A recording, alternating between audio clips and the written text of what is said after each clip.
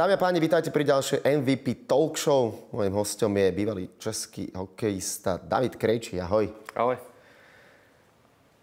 Bývalý hokejista, teraz a vášnivý golfista, ale vlastne golfista si bol aj počas kariéry už vášnivý? Alebo ako si... Začneme golfom, ako si sa dostal ku golfu? Začal jsem nějak 20 let zpátky a mě to prostě nějak chytlo, jak každýho asi, ne hokejistu, každýho prostě normálního člověka, že dáš tu hezkou dobrou ránu a najednou něco se stane v hlavě a už se to nedá pustit. To je prostě taková nějaká droga a to je ten relax za všechno, to je úplně super.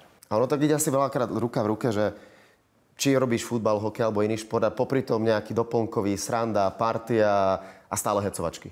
Ano, furt je to, hlavně jako ti hokejisti pro nás, furt jak hrajem NHL nebo cokoliv, tak furt potřebuješ mít tam prostě něco, že? Musíš se snažit vyhrát, i když hraješ s kamarádem, tak se jako snažíš a mezi tím sranda a pívečko jednou za čas. Takže to je úplně ten relax, to je nejlepší sport, takhle se prostě odreagovat a když sport, no je to takový napůl trošku si myslím. A ty si počas kariéry nebol nejaký veľký nervák na lade, ale keď robíš nejaké iné veci, iné športy, si taký, že to vieš prežívať? Lebo príkladám, Ľubo Višňovský, tiež na lade 4 bitky si mal za celú kariéru a žiaden dirty player, ale on keď hrá hocičo iné, on je húžva, on musí vyhrať. Ono to je, já si myslím, že ten golf hraješ sám, že? To prostě tam ti nepomůže. Na ledě to možná vypadá v televizi, ale jak jsi na tom ledě, to tam nemáš čas vůbec přemýšlet na nějaký nervy nebo takhle. Prostě hraješ, víš prostě, co máš dělat a jedeš. Odehraješ to a jedeš. Ale na golfu, že odpálíš, jdeš tam 5-10 minut, než tam dojdeš tomu míčku, přemýšlíš a říkáš, teď se pošlu do lesa teďka, tam je voda. Je to takový, takže je to hodně těžší. No. Ak by si nebol hokejista, aký šport by si robil? Fotbal. Áno? A predpokladám, že si kombinoval, keď si bol dieťa, že? Jak jsem byl mladší, tak jsem se musel rozhodnout a jít na hokejovou nebo na fotbalovou školu. Já jsem byl dobrý v hokeji, ale ve fotbale taky. No, takže určitě tak jsme se rozhodli samozřejmě správně, ale někdy si tak řeknu, kdyby byl ten fotbal, co by třeba Real Madrid tam. Akú pozíciu si hrával? Záložník. OK. Koho si mal najradšej? Podal si Real? Na Reále si vyrastal, alebo? Manchester United od mala a Real Madrid. To jsou ty dva. A teďka už je to trošičku jiný, no, ale furt tady ty dva sleduju. Bol si na Old Trafford? Na nejakých zápasoch? Nebyl. Byl jsem teďka poprvé... byl jsem na Arsenalu. Ne, byl jsem na Chelsea. S kamarádama a s bráchou a tam nám nechal Petr Čech, tam nechal lístky a úplně zážitek. No. A brácha byl fanoušek Chelsea od mala, takže to úplně vyšlo super. Ale Manchester United to ještě nevyšlo. A počkám, až budou trošku lepší, protože teďka to je takový. Teraz musíš. No. Mal si obľúbeného futbalistu, aj keď si bol mladý chlapec? Ronaldo se mi líbí. Cristiano? Su. To mám syna malýho a ten to dělá furt. Po baráku běží a vždycky su. Mně se strašně líbí, jak on ten Ronaldo, jak prostě máš Messi to má od Boha, ale ten Ronaldo, že ten prostě makal a ta inspirace, to se mi na něj líbilo od začátku a samozřejmě někdo buď ho máš rád, nebo nemáš, jo, ale mně se strašně líbí, jak prostě on prostě jde, že prostě ten profesionál tu dřinu, jakou ještě furt, jo. Takže tady z tohohle důvodu já vždycky říkám, že Ronaldo za mě než Messi, i když možná Messi je trošičku lepší, ale Ronaldo vždycky beru tady z tohohle důvodu. Keď sa obzrieš za svojou kariérou a za svojimi začiatkami, bol si taký ten typ, že mládežnických niečo ako Messi, že si to mal, alebo že si skôr ako Ronaldo, že si všetko musel vydreť, keď si vyrastal hokejovo? Když jsem vyrůstal, tak to bylo trochu těžší. No. Já jsem nebyl ani tady možná taky na Slovensku, v Čechách, když poprvé máš reprezentaci do 16 let a to jsem tam nebyl ani jednou. do 17, další rok mě tam pozvali dvakrát nějak ze 6 turnajů. A pak 18, takže takhle jsem musel, vždycky jsem byl až někde, vždycky tam bylo hodně hráčů přede mnou. No. Ale což si myslím, že mi pomohlo. Kdybych byl jeden z nejlepších, ano, byl jsem jako dobrý, ale nebyl jsem takhle nějak úplně top v té kategorii věkové, takže to mě pomohlo, protože vždycky říkám, tady ten, k němu se dostanu, jak jsem se k němu dostal, tak tam byl vždycky další a vždycky někdo. A tak jsem je prostě přeskakoval. Mal si takto vnútorné nastavenie od začiatku, že viem, čo chcem robiť, že chcem byť profesionálny hokejista, alebo tam niekedy boli také, že, lebo však to asi s každým chalanom, keď sa rozprávame, to máš kritický vek 16-17. Babi, diskotéky. Jo, no, to a ne, to ne. Teď si to pivečko dám na zdraví. Teraz môžeš. Už. Ne, ale ne, já jsem to měl, já si myslím, že jsem trénoval nejvíc ze všech, si myslím. Samozřejmě to řekne hodně lidí. Ale já jsem měl vždycky takový pocit, že jsem přišel domů, já jsem trénoval 2x, 3x denně. Doma jsem přijel na branku, v posilovně. Furt jsem, když jsem šel domů, tak jsem si šel jenom vyspat na 2 hodky a znovu. Tady v těch 16, 17. A tak myslím, že to mi pomohlo. A pak jsem šel pak na farmu, když mi bylo 20. A jsme šli ven s klukama jako tým, tak já jsem si dal 1 pivo za celý večer a odešel jsem a myslel ještě půlku. Že všichni pili, nebo většina. A tak si tam taky dám, že ať nevypadám, chceš tam zapadnout do týmu. A dal jsem si půlku piva a pak se to samozřejmě změnilo. Pak jsem udělal NHL a pak už to bylo trošku, pak se to trošku rozdělo, no. Ale ne, ten máš pravdu, jak říkáš, těch 16, 15, ty babí, že, nebo takhle, alkohol, že, a to já jsem neměl. No. Keď už potom to išlo k tomu väčšiemu hokeju, draft a všetko okolo toho, ako si to prežíval, ako si to musel zvládať, ustať, že OK, som na hrane veľkého hokeja. Lebo vtedy si určite nesníval o tom, že budeš franchiseový player zase ako 1000 zápasů. Ano, ono to bylo strašně rychlé. Já jsem šel i když jsem byl draftovaný, tak furt jsem nebyl úplně ten top. I v Čechách. Furt tam byl někdo přede mnou a nakonec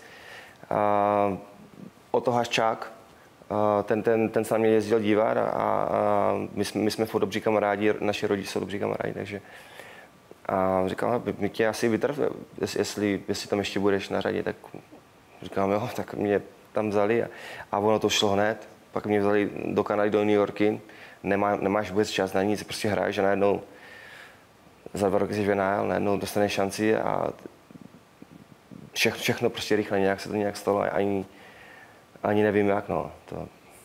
To byla rychlovka, no. Čo vtedy, aký mix tam vtedy bol v tej emocii na začiatku, pred prvým zápasom možno? Nervozita, strach? Před prvním zápasem NHL? První zápas NHL jsem hrál 3 střídání a dostal jsem takovou ránu, že jsem se probudil v kabině a byl jsem mimo 2 týdny. A pak mě poslali zpátky na farmu. Od koho? To bylo v Buffalo Adam Mer. To byl bitkař a to byly ještě jiný pravidla, že to bylo popískání a no však to je na YouTube, to tam první zápas, hnedka a tak volám a pak jsem volal domů, že dokončím sezonu, to už bylo ke konci sezóny a dokončím sezonu a NHL to je moc, to už na to nemám, to za prvé ti chlapi, to byli tehdy, teď už to je jiný, že jo, tehdy to byli Zdenda Chára, že to byli všichni takový obrovští. Říkám, dokončíme sezonu a asi jedu zpátky do Čech, to nemá cenu. No ale vzali mě na farmu zpátky, tam jsem hrál dobře, tak mě vytáhli ještě 2x, 3x do konce sezóny a už to bylo lepší, tak kdyby mě nevytáhli zpátky nahoru, tak asi bych, nevím, těžko říct. Po tomto všetkom leto bolo aké, že si povedal, OK, ale nemôžem to predsa vzdať, že je to môj sen sa sem dostať, lebo hovoríš, že áno, ten level si videl, že je vysoký, ale tam si. Ano, tohle léto bylo moc důležité, to jsem každý léto jsem makal, hlavně když jsem byl takhle mladší, no. Ale já jsem věděl ten první, jak jsem byl na farmě, že já jsem vedl tabulku bodování v týmu, tak já jsem věděl, že já jsem ten na řadě, takže mám velkou šanci udělat tým. No to se stalo, no. Po létě jsem tam šel a udělal jsem tým hnedka z kempu. No, pak už, říkám, to bylo všechno rychlé, tam nebyl ani čas se na nic rozmýšlet prostě.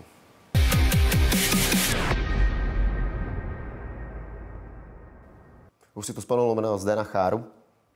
Spomínáš si vaše prvé stretnutie? Ano. V Otavě v létě jsem tam byl. Bruslit, já jsem hrál v Otavě v juniorku, tak jsem tam pak byl ještě v létě s tím týmem, jsem tam trénoval, že jdu na farmu, ale v létě potřebuji trénovat na ledě, tak mě tam nechali. Ale jednou za čas můj agent mi říkal, hele, běž tady jsou kluci z NHL, trénujou párkrát za týden, tak si tam běž s něma, mi to domluvil, já jsem tam přišel. A Zdenda na mě mluvil anglicky celou dobu, no. Takže já si myslím, že on, až pak v Bostonu, jak jsme se poznali, tak vůbec nevěděl, na mě mluví anglicky a já si říkám, Zdenda, jsem Čech, na mě mluví česky. Takže to byla taková sranda historka. No. Mal si z neho rešpekt? Lebo však to, keď sa takto na neho pozrieš, ja sa poznám prakticky so všetkými našimi chalami, ale pri sávačku Zdeno je asi jediný, ktorému som si nedovolil zatiaľ tykať. Týkam si absolútne s každým, lebo však aj tí chalani prvá vec si to nadhodia, ale aj so Zdenom som sa rozprával x-krát, ale mne to ani nenapadlo ani skúsiť, lebo proste mám k nemu taký rešpekt. Jo, ten respekt, to je legenda, že Hall of Fame teďka, to je neskutečný. Ale samozřejmě, když ho potkáš poprvé, tak je tam velký respekt, to je jasný, že jo. Ale on tam, jak přišel, on tam byl ještě rok přede mnou, rok nebo dva možná, nebyl kapitán, takže ten lídr, jaký prostě je, tak jak nám prostě přijde na ten kemp, a i když nejsi v NHL, jsi jenom v tom kempu, tak mu za tebou přijde, představit se a v angličtině není vykání, že jo, tam se týká, takže i pak jako Češi, Slováci jsme jako mladí, tak to je hned týkačka od začátku samozřejmě. Ale ne, je úplně prostě přijde tebou a řekne, já jsem Zdenda, že samozřejmě si to víme, no. Jsme se potkali v Otavě před pár měsícema, to nevíš. Ale úplně super lídr a jakmile ho poznáš, ne, tak ten respekt tam furt je samozřejmě. Ale nějak to prostě bereš ho, jak je. Áno, pri ňom sa povie automatický líder. Aký bol v kabíne, lebo on nie je dvakrát ukecaný človek, ale už keď niečo povie, tak to má váhu. Má to váhu, ale já si myslím, že mluvil jako, ne, že on není takový, jako že nemluví a najednou, když tam něco, tak mluví. On mluvil docela dost, jako pak, jak je starší, tak mluvil víc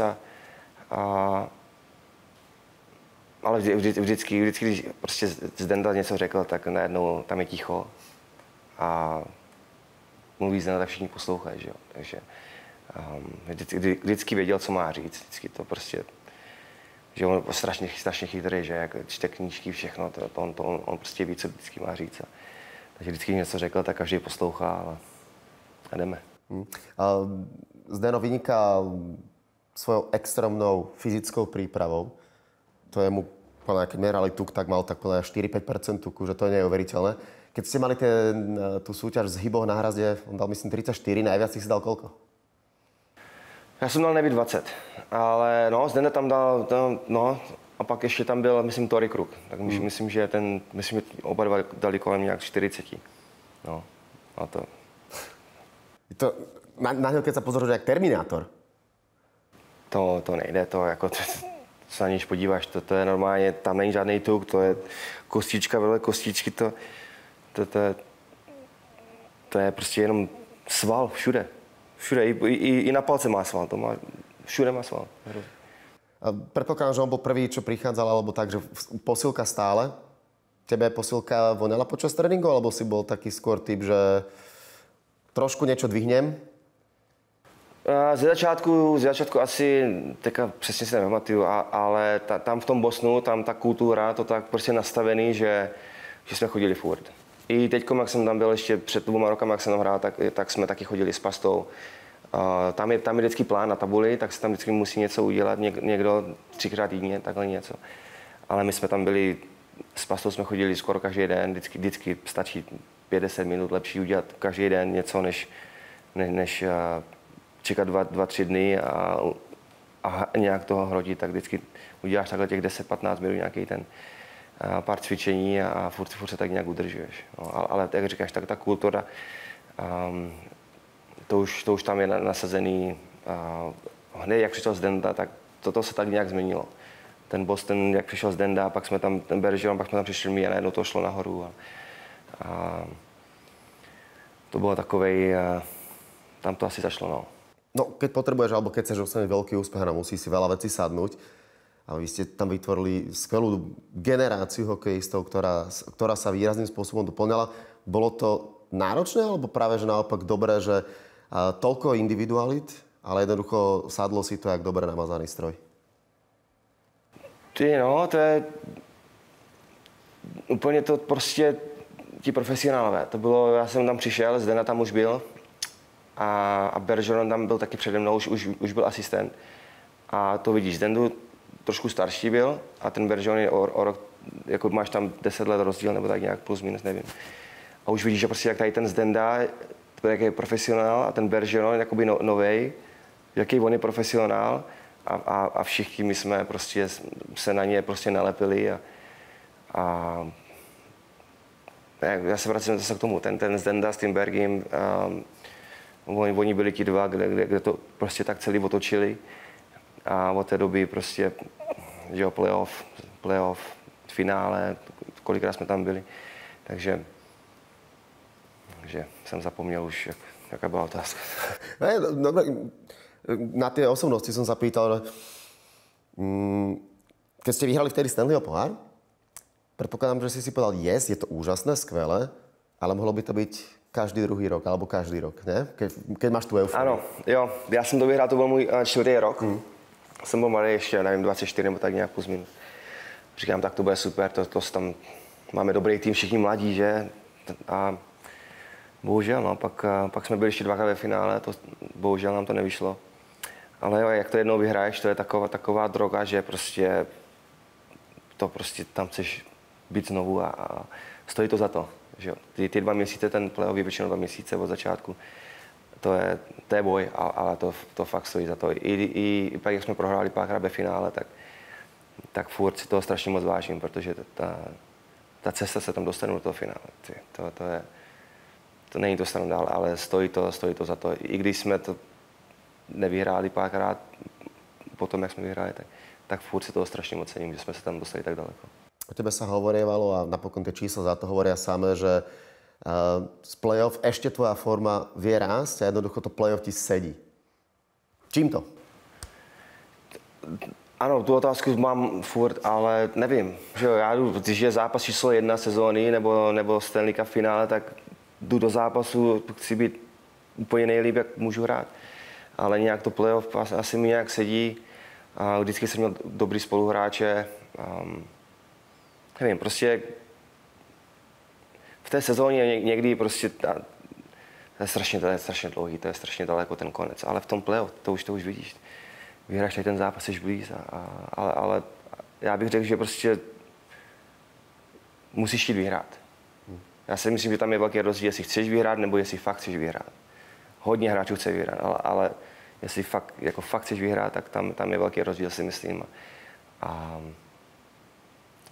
já si myslím, že jsem to měl, protože jsem chtěl vyhrát furt. I v Olomouci, jak jsem se vrátil, nebo mistrovství, nebo pak jsem se vrátil ještě do Bostonu, taky jsem chtěl vyhrát. A já si myslím, že to jsou 2 různý hráči. No. Boston je extrémne športové mesto. Prakticky vo všetkých úspešné. Ako tam vyzerali oslavy? Jak jsme to vyhráli? Pamatuješ si? Ano, pamatuju si to. Já jsem... Ne, to byly oslavy strašně dlouho.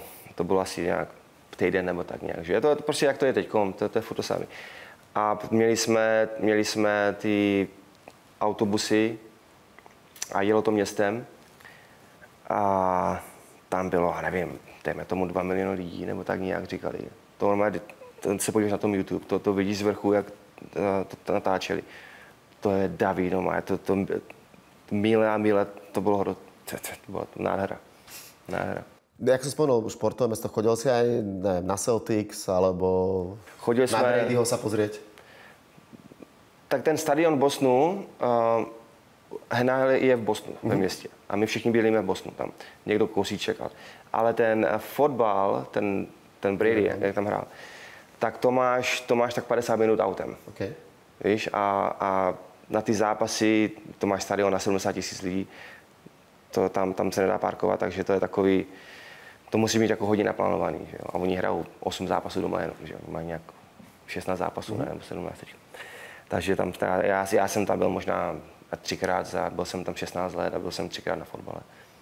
Ale Red Sox, ten stadion, to je historie tam, moc známý, tak tam jsme jezdili docela dost na ten Red Sox. A to je taky ve městě, takže to je 5-10 minut na to bylo. Takže. Tak ten celkový lifestyle, americký, športy, všetko, toto ťa chytilo pomerne rýchlo? Nejsem moc nějaký fanoušek baseballu, nebo spíš skoro vůbec, ani NBA. Podívám se třeba na finále, nebo když něco v televizi playoff. A fotbal mě trošku chytl, na ten se dívám, no. A to město, jak říkáš, ten Boston, to je sportovní.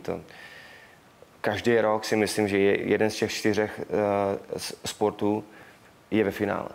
Že jo, Celtics, basketbal to vyhrál minulý rok. My jsme byli ve finále hodněkrát. Jak tam byl Tom Brady, ti vyhráli kolika? 6 či 7, myslím. No, tak nějak. Takže, a Red Sox taky tam vyhráli, takže tam furt něco je. Takže to taky, ale to tak vždycky vychází, že máš třeba hokej dobrý a baseball hrozný.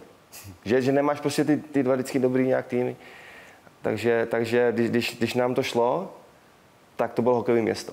Když nám to nešlo, tak to šlo třeba baseballovu, tak to bylo. A pak máš vlastně ještě, baseball se hraje většinou, když je reálné, že jo, tak v létě. Takže. Ale sportovní, evropské město, takový moc hezký. Philadelphia je jediné inak by the way mesto, ktoré, myslím, v 70. rokoch to mali, všetky 4 týmy mali vo finále. Vyhrali iba jeden. To bola taká... V jednom roce, jo? Jo. Myslím, že v 76. alebo 77. všetky 4 týmy hrali finále. Myslím, že len baseballisti tušne vyhrali, ale to už som sa není istý. Ale viem, že som si takýto fun fact raz pozeral. Ešte sa vrátim k tomu Zdenovi, lebo áno, on bude nový člen Siene Slávy NHL a keď množstvo momentov, však najvyššie Stanley Cup, keď vyhol a tá oslava, ja to mám pred očami x-krát, ale pre mňa do dnešného dňa sú najväčšie zimomriavky, keď to bol, myslím, 6. zápas toho finále z Blues, keď mal zlámanú čelusť, tú klietku, ako majú dorastenci a jak tam stojí na tej modrej čiare a jednoducho je fokusnutý hrať. 3 mesiace prakticky nemal ten chlap nič robiť, hrať a on tam stál na té modré čiare. To byl takový moment, každý hráč i člověk máš momenty v životě a to je jeden moment, že za mě on začínal toho zápas 6, jo. Zápas 7, ne? To se stalo v 6. a on hrál zápas 7. To bylo doma. OK, může být tak. My jsme vyhráli u nich a pak zápas 7 stojíme, v NHL to máš, že máš jenom první 5 na led, že jo? A oni říkají číslo 33. A najednou, jak řekli, Zdena začínal, byl jakoby v té 5, co začínala. A jak řekli to jeho jméno, tak ta hala, normálně, to my na té střídačce, všichni jsou na střídačce, normálně tak jsme se na sebe podívali, husí kůže, to byl prostě moment úplně to. A bohužel my jsme prohráli zápas 7, ale my jsme třeba vyhráli první třetinu 25-2 na střely a prohráváme 1-0. Nebo tak nějak se přesně pamatuju. Úplně bohužel nám to nevyšlo, ale ten moment, to je jeden z těch momentů, který prostě furt mám prostě před očima a i teďka o tom mluvit, to je husí kůže. No. Bolo to možno o to ťažšie potom stráviť to, že ty vole, taká emócia, toto všetko a ten Binnington to zavrel? Viem, že je to ťažké, ale... Tady to bylo 2019, to mrzí, no. To mrzí... Mrzí víc, protože jsme byli lepší na papíře, byli jsme lepší ve všech zápasech. Když jsme vyhráli, tak to bylo 6-1, když jsme prohráli, tak prodloužení, víš? A najednou zápas 7, tam se může stát cokoliv, no. I když jsme vedli, jak říkám, na střely, přes 20 střel v první třetině, oni měli, to se může taky někde. Fakt, my jsme měli o 15, o 20 střel víc než oni. A oni prostě dali gól a zápas 7 a už je to těžký. Že? Golman chytal dobře, ale tady ta 2019 to mrzí. No. Tam ten tým bol už nabitý, doplnilo sa to viacerými hráčmi, ale ešte jedno meno sme myslím nepodali, to je Brad Marchand. Jaký z tvojho pohľadu bol Brad Marchand? Lebo však vidíme, že aj teraz, čo dokázal na Floride, ako tam prišiel a že to je hráč, ktorého chceš mať v kabíne, lebo je to super hráč, dobrý týpek, ale nenávidíš proti nemu hrať. On je úplně stejný chlap, jako vidíš na ledě. Taková trošku svině, ale výborný borec. Že? Na ledě výborný hokejista, ale takový hajzlík. Můžu to říct? Nebo? Můžeš. Můžu?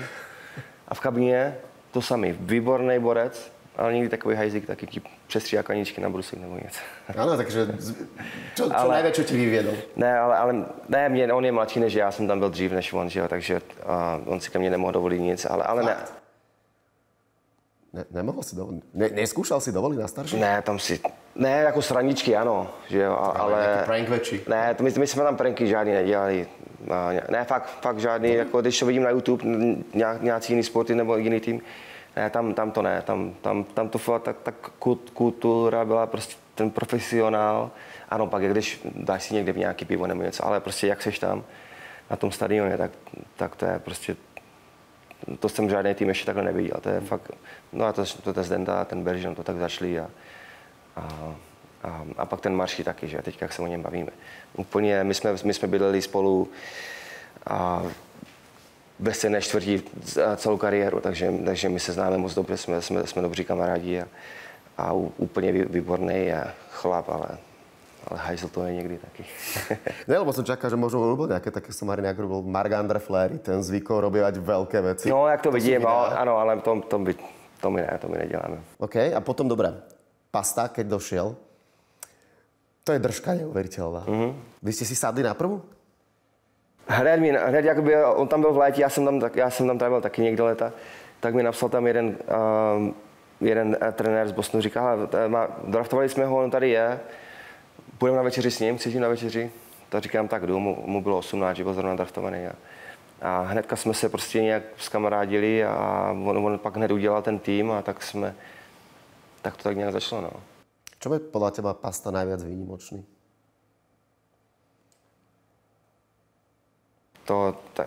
Takový hráči nejsou. Že jo? To se můžeme, bruslení výborný, střela, nahrávka, myšlení, osobnost. To máš prostě všechno. Že by bylo výjimečné nějak. To ne, samozřejmě mladý kluk maká na sobě, ale protože když dodáhl takovou střelu, jakou má, to nemá nikdo. Ani on to neměl, takže to musíš pracovat, že jo. Ale nevím, to těžká otázka, protože já o něj můžu mluvit strašně dlouho a vždycky říkám, ten kluk prostě nemá strop. Když si myslíš, že už má jednu sezónu, tak druhou sezónu zase jde a půjde nahoru. On má ještě tu úžasnou auru okolo seba. Ano, má tu osobnost, takže to taky pomáhá, že jo. To má to sebevědomí. Sebevědomí Vena, to je strašně velký. Tam jsou ty média a když to nejde, tak po to jdou. Ale on má to sebevědomí a to je strašně. Hodně hráčů, ty média ti dávají tak dolů, ale Pasta prostě ten jde takhle. Mu to jde ty média, když se mu něco nepodaří, tak bum, pryč. Ale ten kluk nemá strop, no. Keď si ich videl takto, keď boli v kabine aj s Marchandom, kto bol viac možno taký fany, že si robil srandičku? Alebo predpokladám, že oni aj do seba išli. Oni se docela štěkali, no, někdy. To si myslím, že za tu dobu, co jsem tam byl já, tak to jsem nikdy neviděl. To jenom tady ti dva se po sobě, ale samozřejmě museli počkat, Pasta musel počkat, než bude trošku starší. Ale posledních pár let po sobě docela štěkali někdy, no. Ale vždycky po zápase je to v pohodě, že? Ale štěkají, protože mu třeba nenahrál nebo něco a chcou to nějak v dobrým slova smyslu, že? A někdy musím říct, Marší nebo Pasta, už to stačí, no. Ale to prostě jde vidět, jak to znamená, že chcou prostě to vyhrát, že tam jsou pro ten tým a kdyby jim to bylo jedno, tak se nebudou hádat, že? Ale jednou za čas, no, to stane. Ty si takýto tiež veľa zvykol bývať niekedy, že si to tak prežíval, alebo keď skončil zápas, tak jak sa hovorí, že dobre, ďalší deň, ďalší zápas, proste vypúšťaš veci, alebo si zvykol veľakrát veci rozoberať? Tam je tolik zápasů, že jedeš dál. To prostě, my jsme byli v playoff skoro každý rok. Už jsme to vždycky měli jistý, že jsme nemuseli ani bojovat posledních pár zápasů, takže prostě zápas, uděláš si regeneraci, jdeš dál. Já jsem to nějak neprožíval. No tým, že vy ste prakticky stále boli v play-off, tak ty si tak nároďak nedával, nezvykol dávať, ale pretočím to opäť na toho Pastu, keď bol domáci šampionát teraz v Prahe. Ja som tam bol na zápase a to bolo niečo šialené. Ako to aj možno ako divák, keď si to sledoval, ako ťa to pobláznilo, že doma vyhrať titul majstrov sveta a Pasta to hen tak dá, že proste to bolo jak z filmu. Ešte to Jagger povedal na storke predtým, že víťazný gól na Pasta. A presne ten jeho one-timer. Áno, my jsme neměli zlato už ani nevím kdy, 20 let, 2001 možná. Ne, 20. A to je, že to máš 14 let. A tehdy jsme vyhrávali furt, jo. Takže najednou, když jsem byl malý já, tak jsem viděl tady ty Nagano, jsme vyhráli, že to bylo 98 a pak jsme měli zlatý hat-trick, myslím, že 99, 2001. Je to tak. A to já jsem byl, mě bylo kolik, že 10 až 14 let tady v tom období. A říkám, tak to chci být taky. A najednou nic, že? Teďka 14 let nic. A tohle byl ten moment, že ty malí děti teďka chcou tam být, tak teďka ten hokej tomu strašně pomohlo. To bylo moc důležité. A ještě takový hráč, ten jeho one-time, jak jsi říkal, to nenapíšeš líp. To je prostě, to je pohádka. Neviem, ty si tam bol, alebo pozeral si to? Nebyl, já jsem byl v Americe. V Americe. To bylo, já jsem zrovna skončil kariéru rok předtím, ale chtěl jsem se vrátit někde kolem Vánoc, že bych v Čechách v extralize, abych mohl jít do Prahy na mistrovství. Tak jsem trénoval. A jak pomaličku začínáš, že 50, 60, a jak už jsem byl na 100%, tak jsem se zranil a už jsem musel odbít kariéru. Ale ta Praha, tam jsem právě chtěl být. To mě mrzelo. A pak ještě, jak vyhráli, tak trošku takový mix emotion. Samozřejmě úplně strašně husí kůže, strašně rád. A pak si říkám, tam jsem měl být taky s nima. Víš, to bylo takový. Ale má to být, jak to má být. No. Presne tak, keď sa teraz za tým celým obzrieš, za tou kariérou, za tým všetkým, je niečo, čo by si menil, alebo neľutuješ nič? Nic bych asi nezměnil. Já jsem měl štěstí na hezký tým, město, lidi, spoluhráči, všechno okolo už to začalo od toho Haščáka, jak za mnou jezdil a trošičku řekl, no ty bys mohl hrát někdy za ten Boston. Říkal, já asi ne, ale a tak to nějak začalo tam a jako ty lidi, jak jsem poznal za tu celou dobu tam, to je, já bych to nevyměnil za nic. Ty si ostal žiť v Amerike, lebo však aj manželku máš Američanku, ak hovorím dobre. Ten aj lifestyle a celkovo už si tak na to zvykol, že jednoducho máš to tak, že neviem, či ste zvažovali ostať, alebo sa vrátiť. My jsme jezdili sem, jezdíme furt, že jo, v létě, děti jsou trošku starší, tak teď už trošku méně, protože mají kamarády a mají ty jejich kempy a takhle. Ale my jsme 3 roky zpátky jsem hrál v Olomouci. A starší tam už šla do školy, malý ještě byl, ten měl 3-4 roky tehdy. Tak to bylo takový, že jsme to zkusili a uvidíme, jestli, ale to nám ukázal ten rok, že takhle tady ta cesta nevede, no. Tak jsme se tam vrátili. A tam má manželka rodinu, tam, kde bydlíme, takže máme rodinu tam. A sem vždycky jezdíme rádi, no. Pojedeme, teď tady nejsme v létě, protože děcka chcou být s kamarádama a neumí česky. Ale pojedeme na Vánoce, tak se sem těšíme už na Vánoce. Do Čech. Mrzí ťa to trošku, alebo že nevedia, alebo učíš ich, alebo už to tak bere, že oni sú už... Učil jsem je, když byli malí, ale jak my jsme furt pryč. A když ta manželka není Češka, tak bohužel. A pak si myslel jenom na telefonu, že mluvím na tu mou starší česky a ona už já chci mluvit, já se nechci učit, že? Tak, a já ji vidím jednou za týden, když jsme na tripu, tak jenom na telefonu, že jo, tak chci s ní mluvit. Nechci ji učit, chci prostě s ní mluvit. Tak to nějak zašlo, že říká, nechci česky, pojď anglicky, ať chybíš mi, ať si můžeme povídat, že. Tak bylo to takový, bohužel. Od té doby jsem věděl, že to bude těžké, no, to naučit česky. Ty si tu kariéru mal úžasnú. Nemal takú dlhú ako Zdeno Chára alebo Jaromír Jágr, ktorý... Dokedy bude hrať Jarda? Doufám, že ještě 20 let minimálně. To je neuvěřitelný borec, čo? To je, ano, samozřejmě to je jeden z nejlepších na světě v historii. Ale je tam zase druhá věc. Nemáš rodinu. To je druhá věc. Že jo? Já, kdyby byl zdravý, tak už bych nechtěl hrát. Fakt? To jsem se přesně chtěl spýtat. Že... Já chci být doma, já tam vidím ty děti a chci tam být. Jako, já si nedokážu představit, že tam nechce. Teď jsem přijel ve čtvrtek ráno a rovnou na tea time, protože já jsem nechtěl přijet, protože teď se mi fakt prostě nedokážu si představit být jako dlouho od nich. A tak pekne sa ti to otočilo, že to, čo si predtým dával, teraz dostávaš od tej rodiny. Asi tak. Oni manželka to měla těžký, že jo.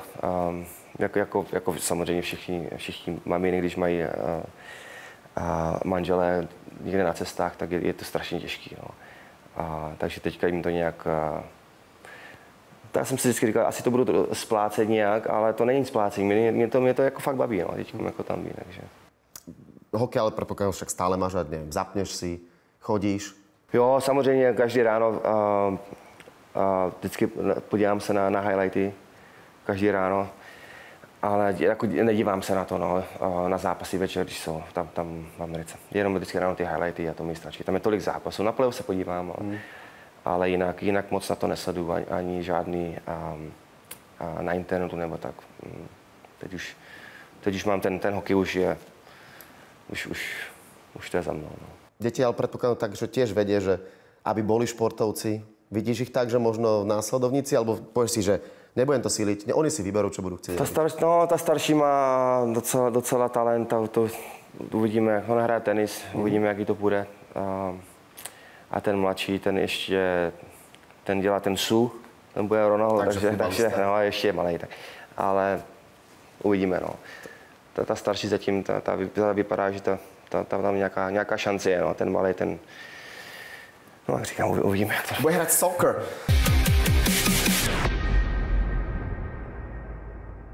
Počuje, každého hostia, ktorého tu ja mám, tak na záver ho čaká kvíz. Ja. A to neminie ani teba. Mám pre teba 3 kvízové otázky. Áno. Kto bol prvý hráč NHL s miliónovým kontraktom? Ježišmarja. Dám ti možnosti. Jo. No. Buď to bol Phil Esposito, Wayne Gretzky, Gordie Howe alebo Bobby Orr. Bobby Orr. Dobre, Bobby Orr. Išiel som bostonskou cestou. Bostonská letenka, áno. Áno, ja viem, že či ťa náhodou nezmetiem, ale je to tak. Meno, ktoré predtým zaznelo, Gordie Howe. Ty si franchiseový player, ako som povedal, že máš cez 1000 v Bostone, ale on má najviac zápasov s jedným tímom, s Detroitom.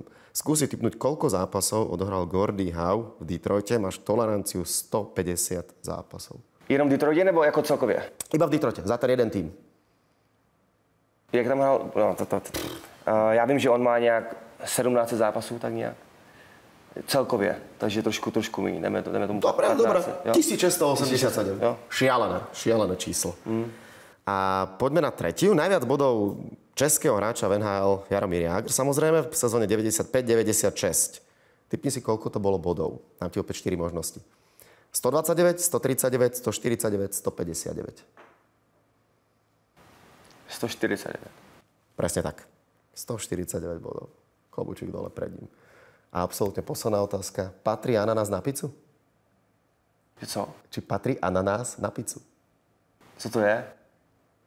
Ananás? Ananas? No, či si ho dávaš na pizzu? Jo, aha, ne. Ne. Dobre. Co to za otázku? To dávam každému hostovi na záver. Že či jedia pizzu s ananasom. Já si vždycky objednávám tady tu šunkovou s tím ananasem, že většinou ale vždycky ten ananas musím sundat. OK. Dobre, David Krejčí, díky moc, super rozprávanie. Ďalší host MVP Talk Show. Dík moc. MVP, děkuju.